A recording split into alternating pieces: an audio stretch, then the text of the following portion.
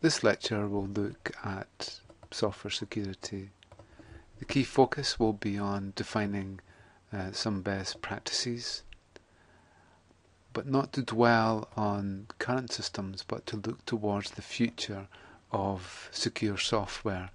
And that will especially look at the .NET framework, which gives us one of the best role models for the future. Along with this, we'll look at keeping code secure, obfuscation, software security, the .NET model, and ASP.NET, and hopefully we'll be able to complete with a possible roadmap for the future.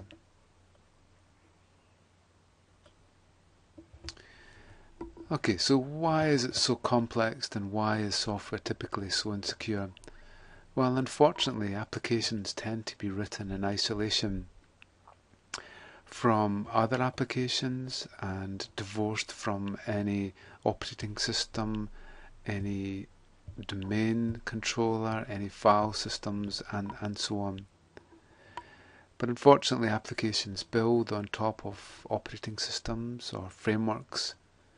They then link to services either through workgroups, which again run on operating systems, or through a network operating system. The network operating system itself provides file systems, distributed data storage, authentication infrastructures, and domains, all through different types of communication protocols such as HTTP for our applications, at the transport TCP, and at the network layer IP. So we can see here that the major problem is how to make sure that all of this is integrated and secure.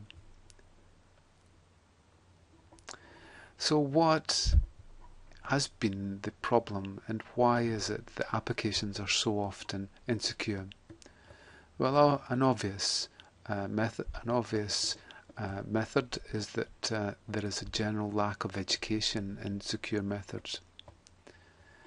Along with this, there's generally a lack of integration with operating systems, and the applications are typically written in isolation of the operating system.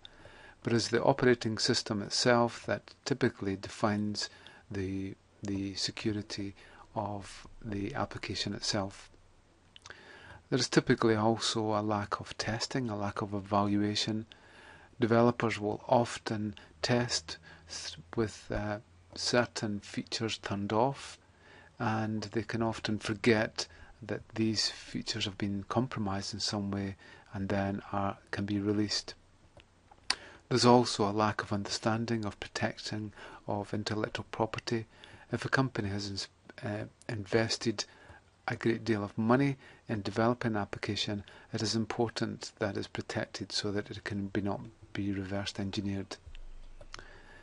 There's generally been a lack of understanding of encryption and authentication. Often applications are written with very little understanding of the basic techniques involved in encrypting data and authenticating. There's also been poor development environments, but as we'll see, this has been largely replaced by the new environments such as Microsoft Visual Studio. And there's also a lack of thought that goes into the design process to make sure that security is built into it at every stage. So what we have is old programs, and these programs typically have many issues. As we'll see, we're now migrating away from these old programs, which can be defined as legacy applications, towards new and more robust applications. So the major problems that we have with our application software is there typically a lack of support for different types of hardware. So why is it that an application written for a PC, Windows PC, can't run directly on a mobile phone? So this happens because the code is compiled directly for the architecture and the processor involved. There's been a weak integration with the web and with the internet for many applications, where the actual code and the web code are seen as separate entities. As we'll see later, the new methods are integrating web code with standard code. Along with this, there's been a whole multitude of application languages, development languages, C++, C, Pascal, Modulo 2, Java, Delphi, Algo, and so on. So why do we need to stick with the one language? Why can't we write in whatever language is required? Along with this, there's been a general lack of security, and that programs typically do not bother about the security environment in which they run. There's been a poor robustness in applications where programs often crash. The blue screen of death is seen in many applications, and really very few products in the world would be given such a charmed life as software does. Imagine if a car crashed every single day and we had to reboot it. There's also been too much support for legacy code, in that we've generally migrated operating systems and software so as to keep compatibility with previous versions, so that the code itself typically has legacy code. There's also poor integration with different types of databases. If we have an application, it might link to one type of database but might not talk to another type. Why is it not possible to have a common interface to all data types? There's been a lack of sharing between applications, in that modules created for one application should be able to share the code with other applications. Poor runtime checking is a major issue, in that applications typically aren't checked fully before they're actually released. So when they run on a real-time environment, they might crash. And there's also been difficult deployments. Typically applications fill up whole folders with lots of DLLs and any files and exes and so on. Why is it not possible to integrate these things into simple installs that can be run without the need to register components and so on?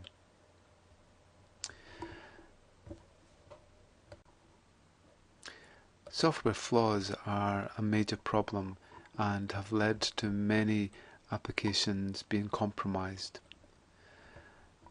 The two main types are intentional flaws, and this is where some malicious party has added a trapdoor or a Trojan into the system to allow the intruder into a host.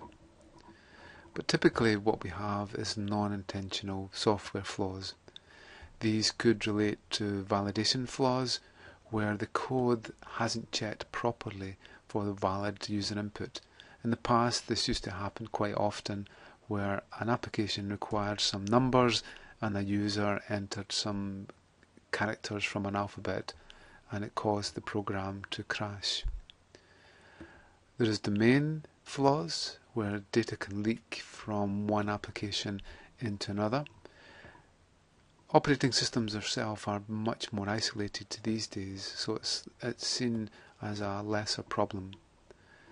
The serialization flaws, where the output from one program leads into the input for another, and this data flow can be compromised or can cause errors, especially where the memory buffer overflows in between the applications.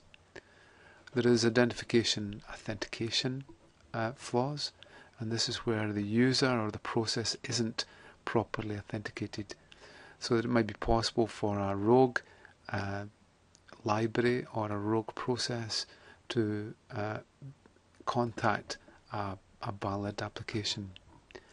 There is also boundary condition flaws, where the access to a resource isn't actually checked, and of course there are logic flaws within an application.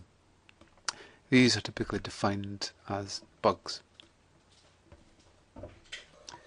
For best practice, there are a few different areas that can be defined which try and overcome the problems associated with software. These are based on the ASP.NET Good Practice Guide.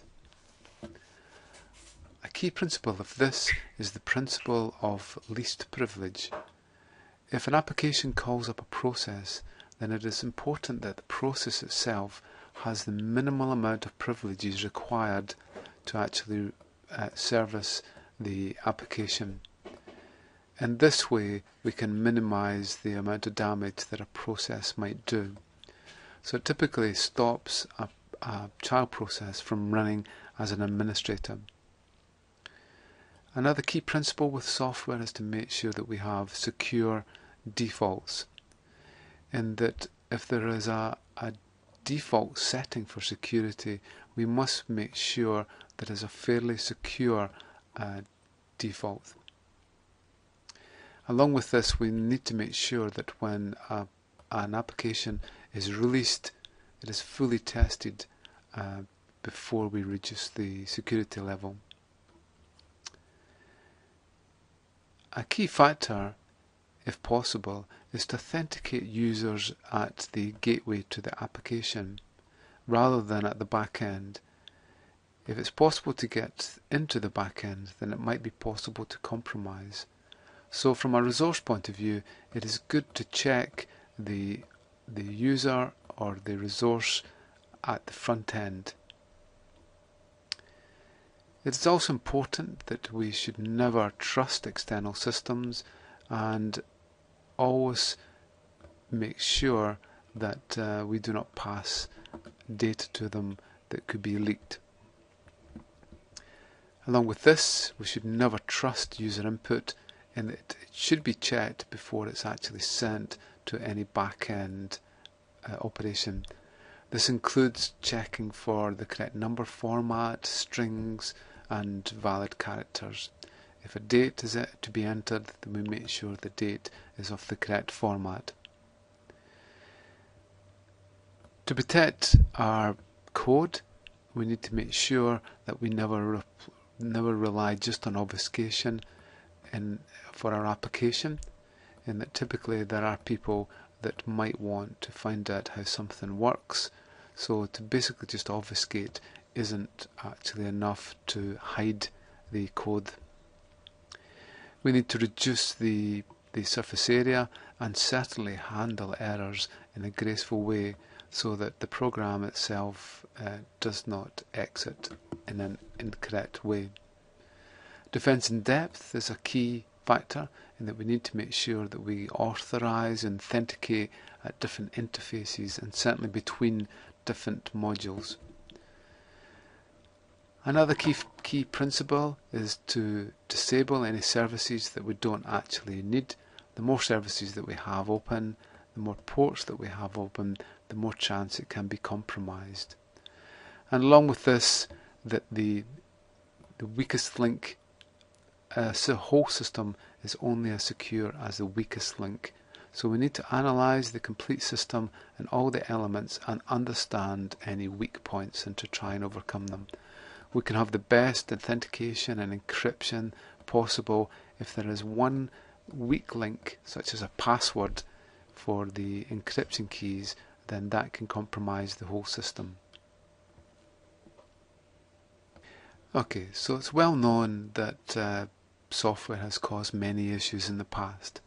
So let's not dwell on what's there just now, and let's look to the future so that we can build secure and authenticated infrastructures for data and users.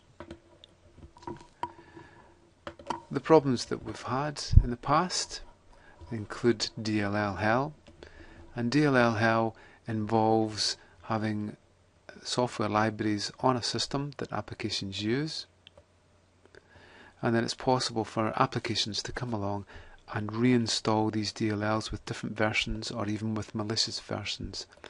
So it has always been a difficulty to keep track of the proper versions and to bind applications to the right DLLs. Another problem has been that applications have too often been bound to a certain version of the operating system, such as the problems that were caused between XP and Vista. and will typically not run on older versions of operating systems.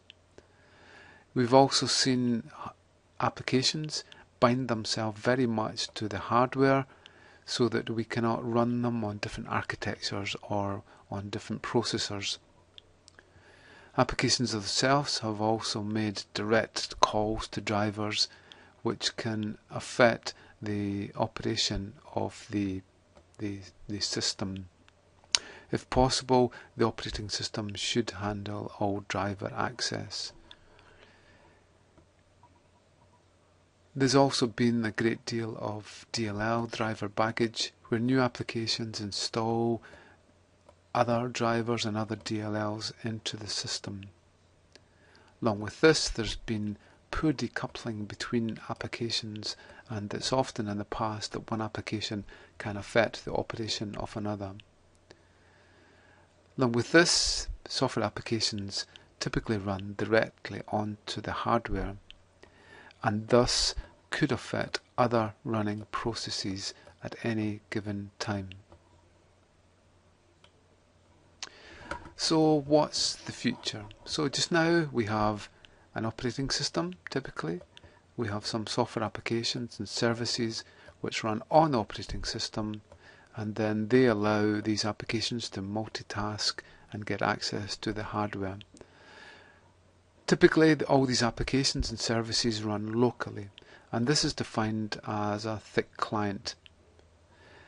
Also, the applications are compiled directly for the hardware that we're using. The future, though, might be towards having thin clients and intermediate code. In this case, there is no need for an operating system in that we define a framework, software framework, or a runtime environment. Microsoft.NET defines this as a software framework, and Java defines it as a runtime environment. Then what we do is we create programs which are much smaller and which run inside the managed framework and never actually access the hardware directly. Any problems in the code, any security issues can be handled inside the framework. Again, software services can be provided through this runtime environment. Another change is likely to be towards not running local applications, but to run web-based applications. The advantage with this is that the applications are accessed through some form of web browser which can run on most types of applications and requires very little memory and very little post-processor requirement. Thus, applications themselves run on the web server on some server technology. This is defined as thin clients. Another change is likely to be as hardware becomes more powerful. We can move away from having applications and operating systems connectedly running on the hardware. It is now fast enough that we can have a virtual server. So VMware, Virtual PC and so on allow different images of an operating system to be run, each isolated from each other. This allows multiple operating systems to be run on the same operating system and on the same hardware. So an Apple Mac computer could have a virtual server running Windows XP, another one running Linux, and so on. Another major change is that we have typically built security and applications around certain key ports. So the server listens on certain ports, 21 for FTP, 23 Telnet, 25 SMTP, 110. Our security is typically focused around detecting these ports and blocking them. Unfortunately, many applications won't actually work if some or more ports are actually blocked. So the future is likely to take a port which is never blocked or not typically blocked, and that is the magical port 80, which is the web port. And then what we do is we deliver services through this port 80. The problem with this is that firewalls will not be able to detect the actual content and application. So for example, if FTP is banned, then it would be banned on port 21, but if it was tunneled through port 80, then it might be allowed. But more and more applications are going through port 80. Another change that we're seeing is that the user interface is now being decoupled from the actual business logic. So if possible, an application can be split into a business services layer, data services layer, and then a user services layer, which is the user interface.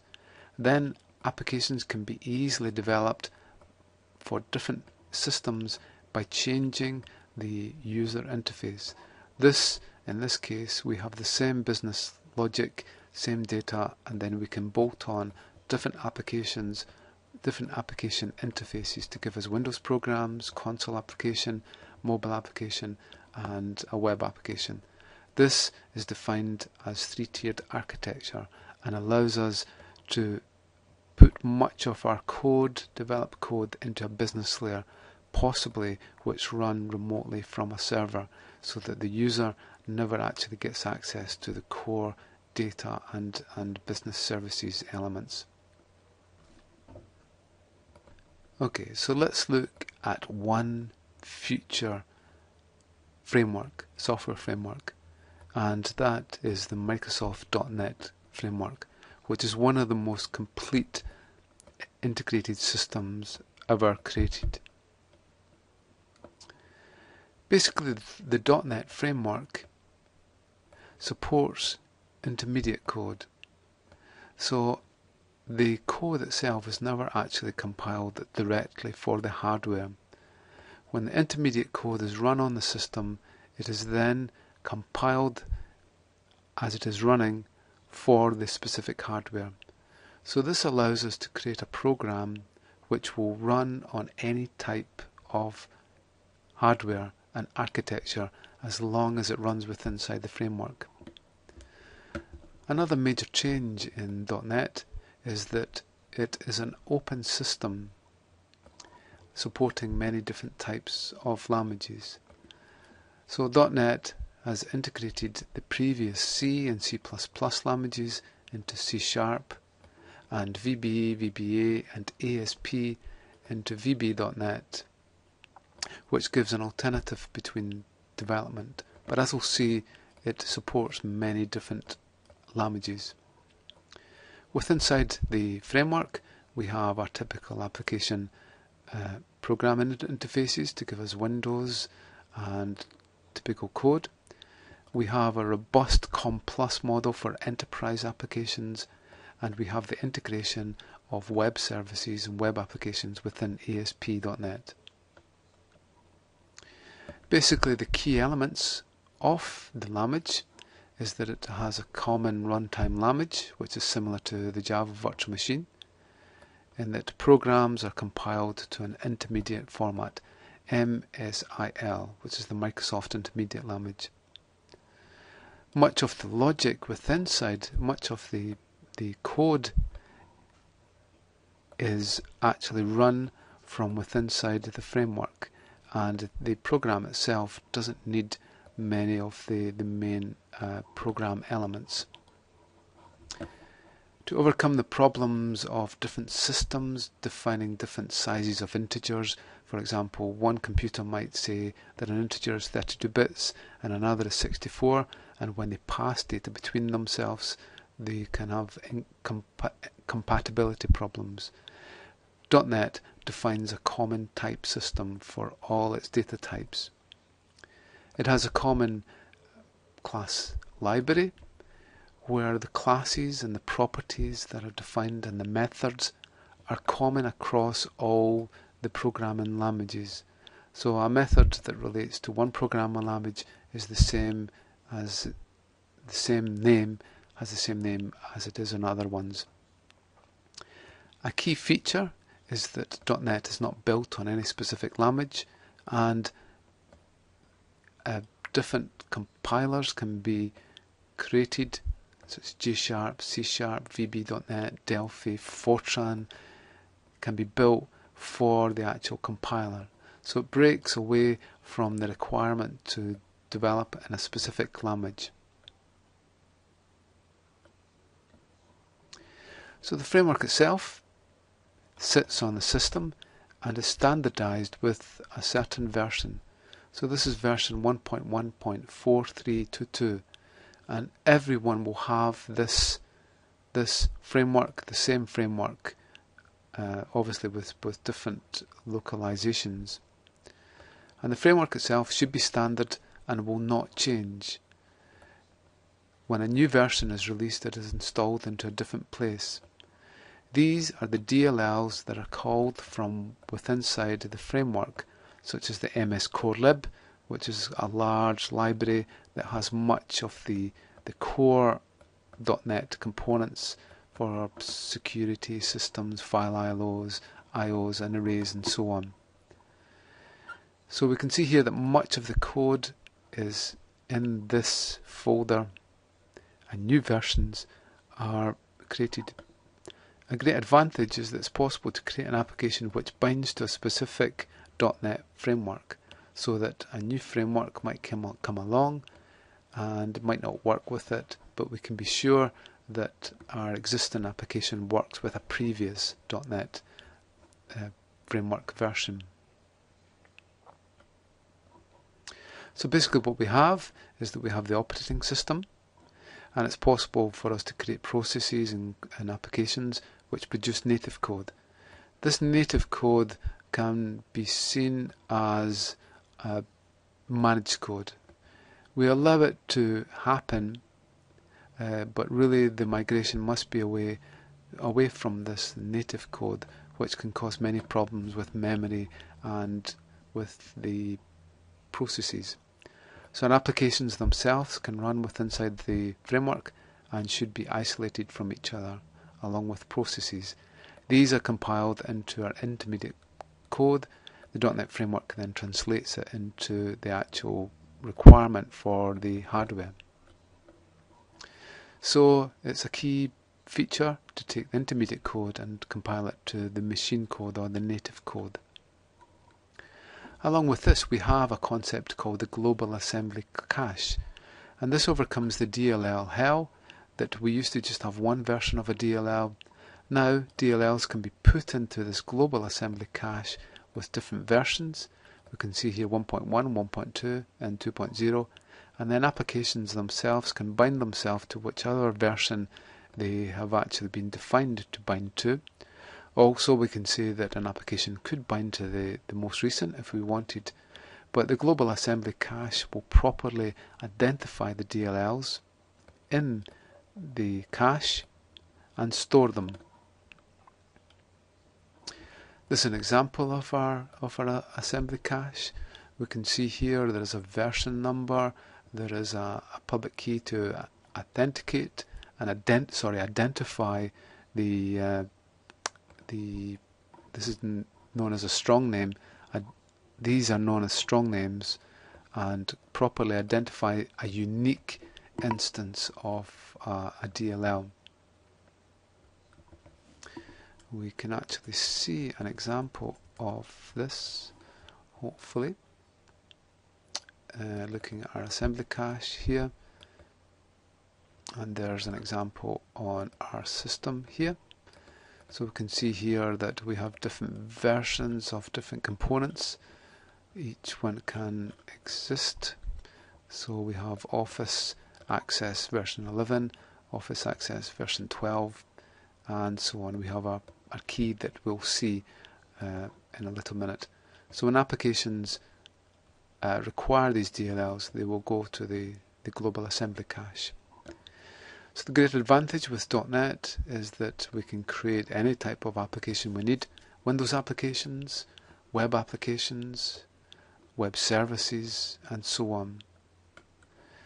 Mobile applications using .NET, which is becoming more popular, Windows services, and console applications.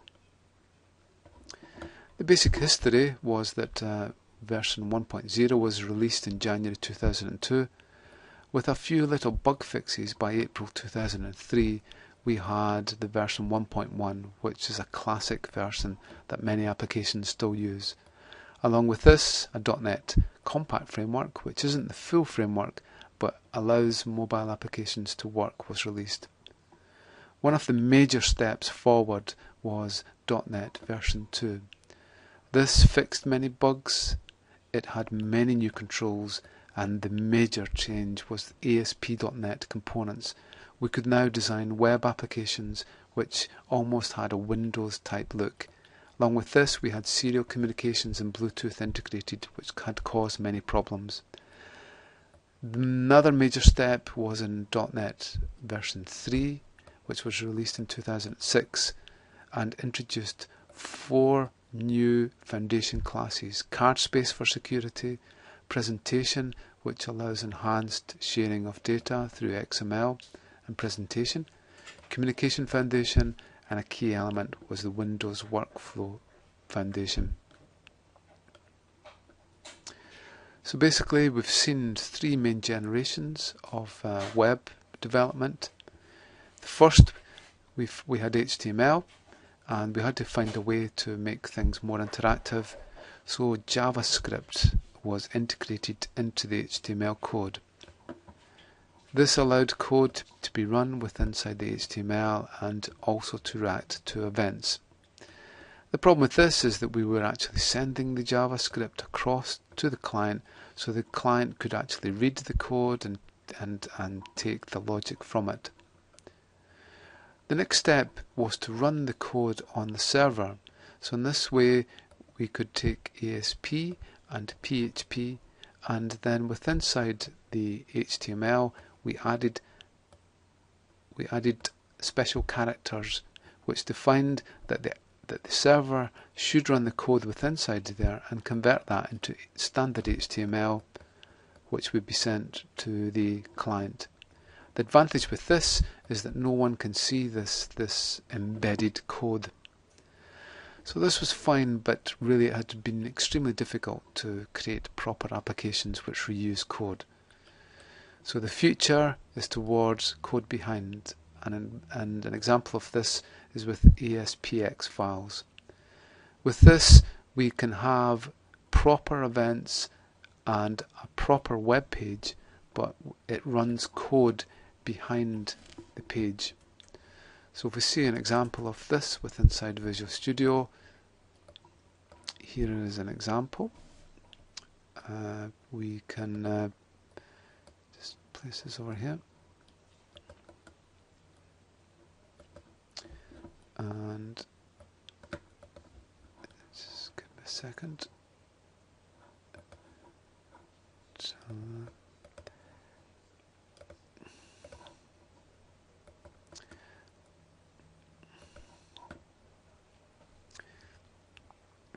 okay, so we have our code in a little minute. We have our code, which is our ASPX file. Just slow down a little bit here. We're looking at the wrong thing here, sorry about that. We're looking at a web.config file that we'll see actually in a little minute. So here we have an example of a ASPX file. The source itself looks a bit like HTML and JavaScript and so on. So there's what it looks like as a design.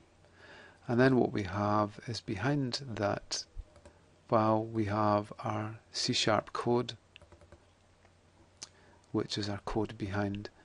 So this allows us to much easier share code.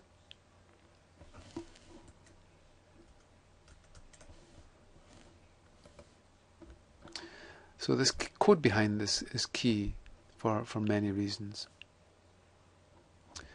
So basically where we've been is legacy, and that was the old Windows NT, 98 ME, 3.0, 3.1 and so on. The horrible images of ASP, DirectX wasn't really a very robust system, and the old languages of VB and C++. We're moving into a phase of reduced legacy where we still have some old legacy components, but we're starting to see a move towards these web-based applications and also frameworks and with new object-oriented languages. But the future needs to be without any legacy, and it's only then we'll have applications which will not crash and will be secure. These are likely to be built on XML standards, using server-side technologies and with proper frameworks. The major problem that we now have if we use a framework is that we now have intermediate code. The major problem is that any .NET code or Java code can be easily reverse engineered as it is still coupled to the actual source code. So an example of this is that we might have a C# program here, just a little main program, standard application, prints what's your name and then reads it in and displays it. When it is created as an exe, and when we view the assembly, an application is called an assembly inside .NET. We can see here that the assembly language that's produced actually still has all the main details of the program. Even the classes and the names in the strings can be easily identified. So it is a fairly simple task to be able to reverse engineer this. So it's important that if we have code, we need to make sure that it's secure and it can't be reverse engineered. So an example of this is that we might take a program, we compile it, and we'll just have a look at that in a minute. Okay, so here we have a simple program, simple.cs. And this is a program to determine the square root of a volume. So what we'll do is we'll use the C# compiler, simple.cs. Oops. Fortunately, it's crashed. Oops, got the wrong one. Just give me a second.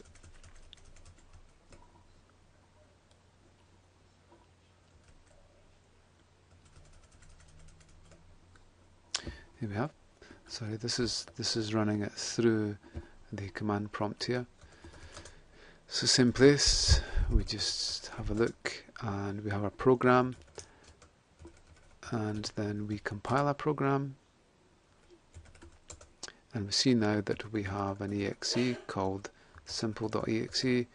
Run the program and it should work. Okay, so we have our exe here.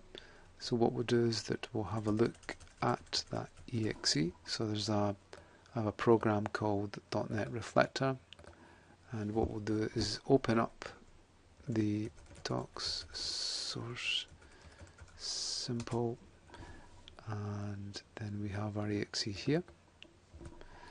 And if we look at it, here is our assembly.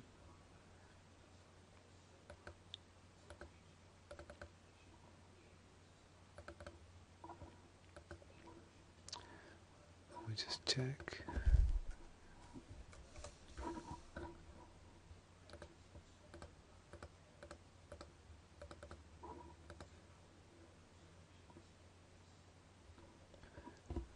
Simple.exe. Sorry, I'm in the wrong place. And it's simple and then in test. Sorry, we had the wrong version there. That looked like an obfuscated version. Okay, so we have a look now, and we can see here that our program itself actually still has much of the code already in it, and we can actually see most of the code already there. So it's a challenge to be able to obfuscate this. So we can see an example of this. Now, exemplar is one program which can take the exe and then convert it back into a CS file.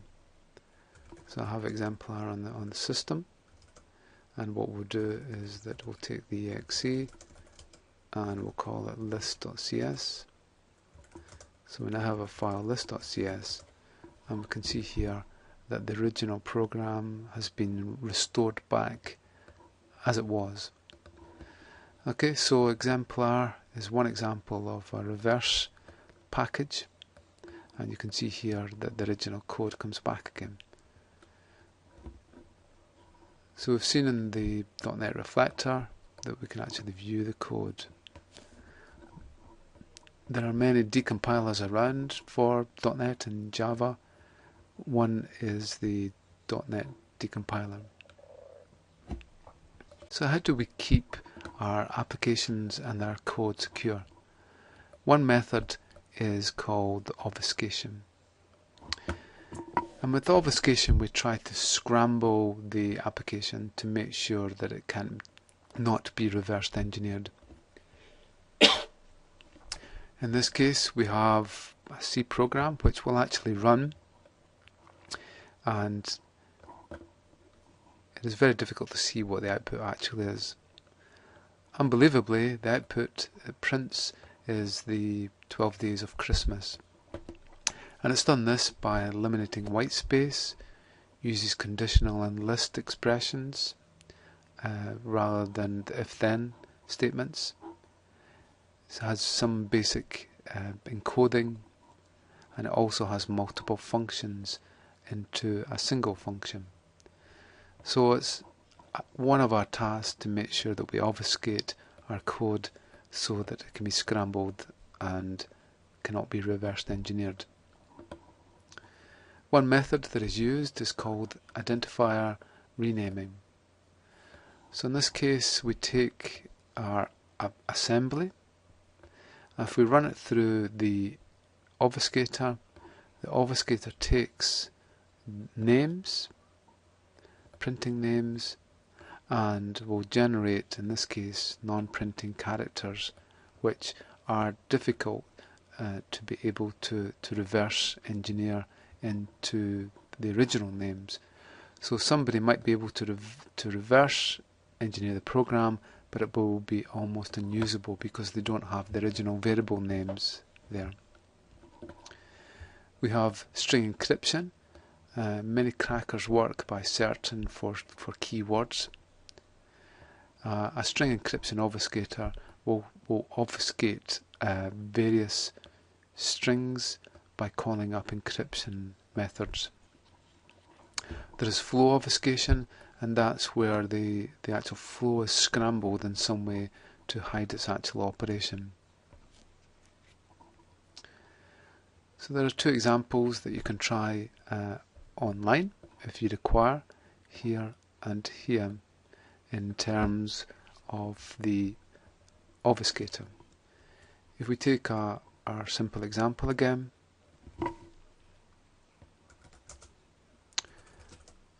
so our simple.exe has been reversed engineered. So we'll just get rid of the list file, and what we have is that I've got an obfuscator here. So I'll run the obfuscator on the exe. So now we have a new simple.exe.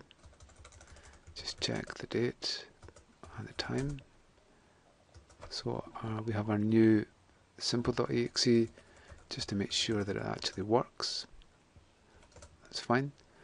But we should find that when we run exemplar now, it should crash the program. And we can see here that a lot of the strings have been, the identifiers have been renamed.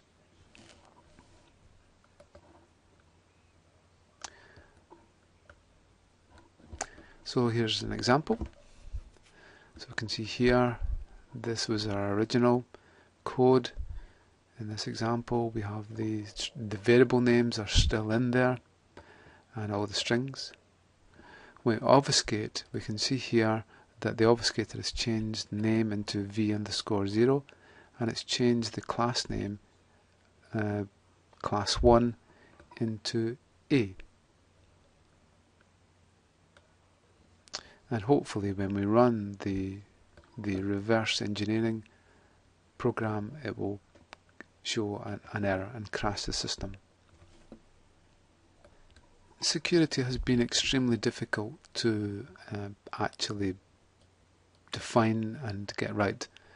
And typically the problem that we have is because our security is related to the attributes of files and data in operating system. That is what typically defines the security of any entity. An improved approach and a more simplistic approach is to go for role-based security. And role-based security defines roles that an individual or entity can have. With this, we have IDs.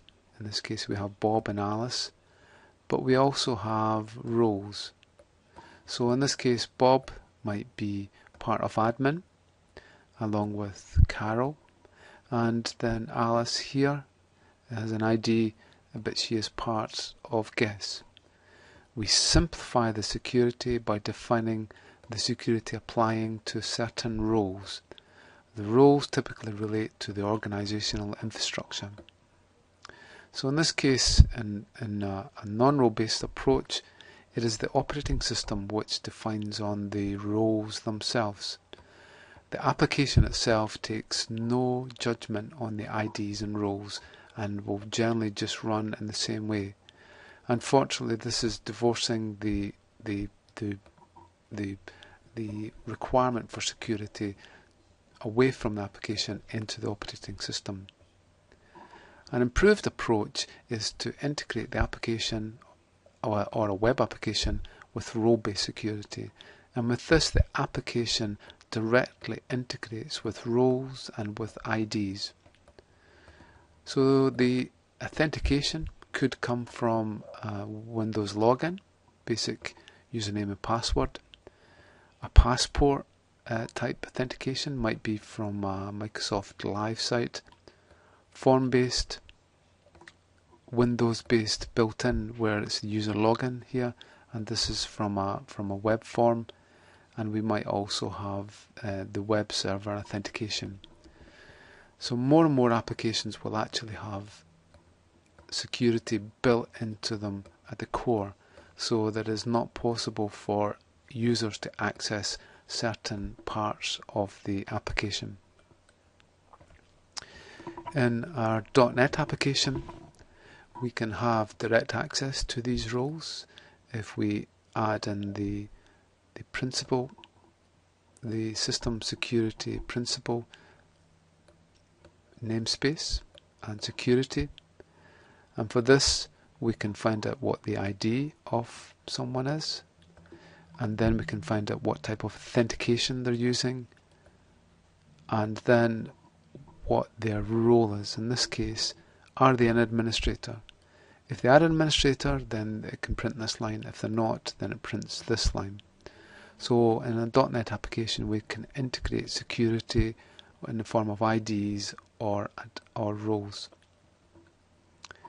Some of the IDs that we have is it an anonymous user? Has it been authenticated? Is it a guest? Is it a system account? And obviously we can check its name. We can also get its authentication type. Some of the standard roles that we might have in an application are administrator roles, guest, power users, user, and so on. So we can check each of these so that we can actually stop or allow users and roles into certain parts of an application. So what's the model that .NET applies? Basically, we have what's called a strong name, and strong name gives us cryptography to be able to uniquely identify a DLL on the system. And no two DLLs should have the same version and public key token, and overcomes DLL hell. Basically, a strong name is defined. It has its text name, its version number, a public key, and a basic digital certificate. And with this, we can actually sign DLLs to make sure that we can validate them when we use their public key. If we use their public key, then we can actually find out that it has been signed with an organizational private key. To create this, we can use the SN-K, and that creates a key pair, the public key and the private key. And we can see here we have our key pair. This is then added into the application, and we can see here we have our public keys, which should be able to authenticate our DLL, and it's integrated into an application above the method that it's, or the namespace that it's related to. So let's look at the general .NET security model. Basically, it tries to keep things fairly simple in that the configuration files themselves are stored in an XML format. It is important that these files are kept in the correct format, as the machine can stop operating if they're incorrectly set. Basically, we can define an enterprise policy, and that relates to all the machines inside an enterprise. We can have a host policy, and then a machine policy, and then a specific host policy. Basically, there are three main configuration files that are actually set. There's the general machine configuration, which defines how the machine works and how the security is defined for it. Each application can have their own configuration file, which defines the security of it. For web applications, we have web.config, and for normal applications, we have app.config. And then there are various security configuration files, such as for the enterprise, the machine, and for the specific user on the machine. Each one of these tends to inherit from the one above.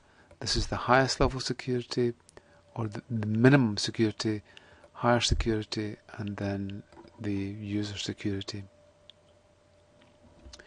So the basic policies that we have are enterprise policy, machine policy, and a user policy.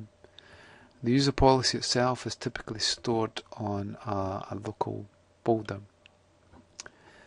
Because this is so important, and if we make an incorrect update, then it might change the operation of the machine. The configuration files are typically stored in multiple versions, so that we can backtrack from one to another. If we have a look at the configuration on a machine, we can see enterprise, machine, and user. It's possible for us to look at some of these files, hopefully. Okay, so that's what the security.config file has in it, and it defines basically the security settings for a specific user. For the machine, it is stored inside the .NET Framework folder. What we'll do is we'll have a look at that first, and hopefully we should be able to see different versions of this. So in here we have security.config and enterprise sec. So we'll have a look at these. This is different versions here, and we'll have a look at this one.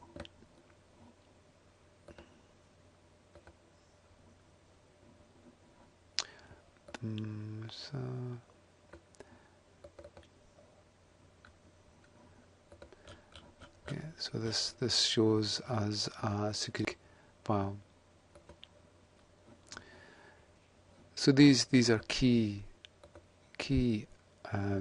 configuration files that we have on our machine.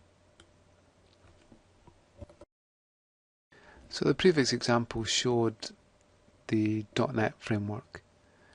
The big move towards the future is likely to be towards ASP.NET, which gives us a web infrastructure and a possible move towards web-based applications and thin clients with a highly secure infrastructure.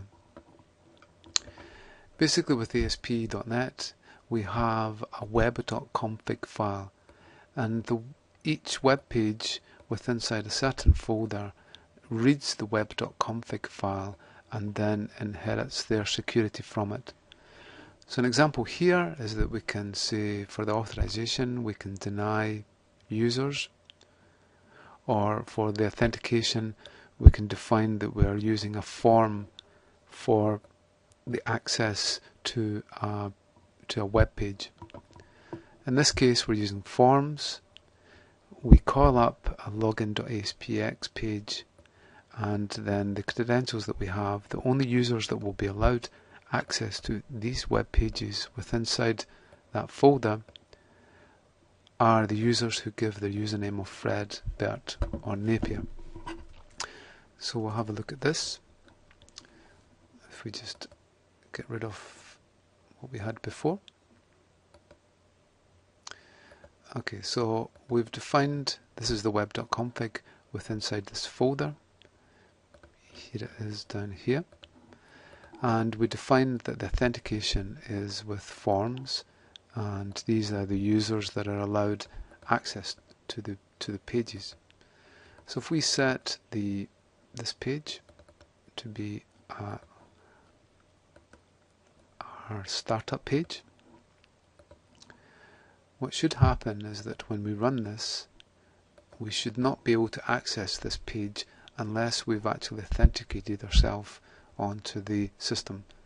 So you can see straight away it tries to call up that page, and it just takes a little minute because it's running locally on this server. We shouldn't be able to access the page, hopefully once it displays. It just takes a little minute. It doesn't usually take this long on a real server. It's because we're simulating it. And it should load. Okay, so we haven't been allowed to get access. If we try any username and password, it shouldn't allow us in. Again, this would be done fairly quickly on a real server. What we have is a simulated server here. Now we define Fred with a password of pass1.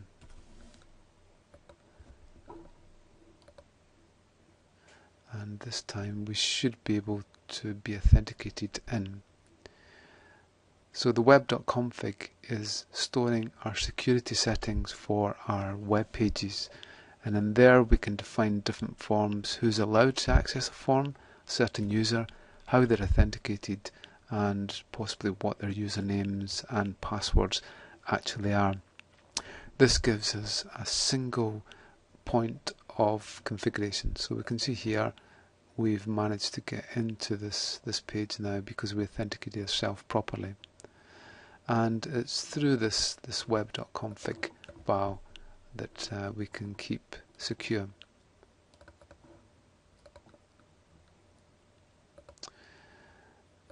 Okay, so it's possible for us to take that out.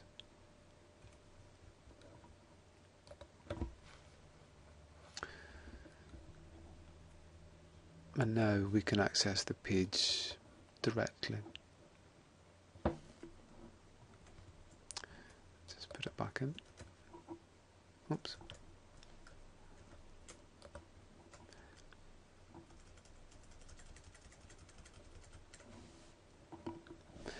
Okay, so the web.config file is becoming more and more important and is the place that we can refine our security. We can also define if there's a debug. If a page crashes, we can define whether it shows debug information. Often in a production environment we don't actually want to show any debug information because it can show some of the details of the code behind it. So what happens if we try to access that web.config, because we could actually see what the security is? Luckily it gives us a server application and that we can't actually access it. So no one should be able to access the web.config file. So